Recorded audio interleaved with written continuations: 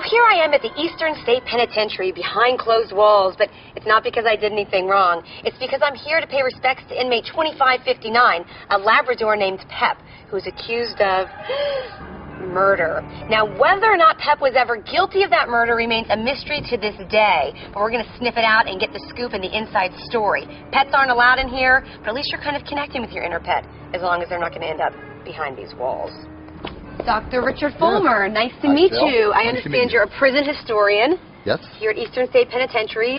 Tell me about this place. Okay, this is Eastern State Penitentiary, the world's first penitentiary. When it was built, it was 2 miles outside the city limits. Oh, wow. And that was 1829. And now the city's grown up all around it. We're right downtown in Center City. And it's been closed down for many years.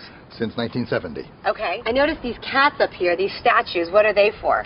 All right, they represent the cats that lived in here between the time it was closed in 1971 until 1993 and 94 when the museum began to operate. This is what, cell block? Number 1. Number 1. Tell me the story of Pep. Governor Gifford Pinchot in the 1920s lived in an estate up in far northeastern Pennsylvania. Okay. Pep was the neighbor's dog. Okay.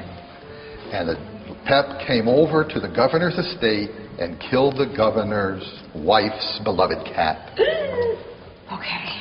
And the governor and his wife were so upset that the governor sentenced Pep to life in prison. Pep arrived here and was given the number C-2559. And we have a picture of Pep with the little paddle that hangs from their necks when they get their pictures taken. We have that picture along with the commitment order. So here we're in this, what I think is a very tiny cell. And you said that some of the inmates in the early 1900s were allowed to have pets. Correct.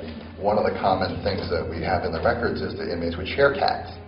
The cat would be here for one night and then go to another cell. People live in prison, and cats and pets of all kinds are part of life, and just make the best of it. I know that I've heard this place is haunted, but do you think it's haunted by pets as well as people? That's where a major part of what went on here. If you believe in ghosts, you can probably find some around here. Has anyone ever spent the night here just to see? Oh, yes. It's going to pay me to sleep here.